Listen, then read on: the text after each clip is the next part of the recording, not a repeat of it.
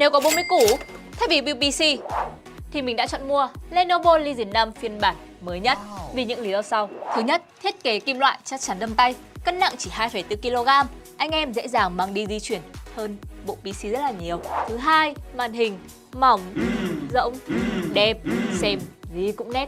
Thứ ba, các tác vụ đồ họa anh đây cần tất. Cấu hình của Lenovo Legion 5 mạnh mẽ như fan của MU. Việc của anh em là chỉ cần mở máy lên và chơi game, không cần quan tâm đến người yêu. À quên, không cần quan tâm đến setting nhá. Không có tiền mua điều hòa thì cũng đừng lo.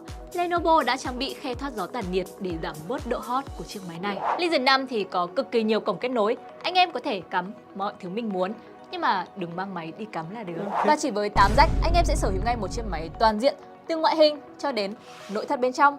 Vậy nếu được chọn, anh em sẽ chọn build PC hay chọn Lenovo Legion 5? Comment ngay bên dưới cho mình biết nhé.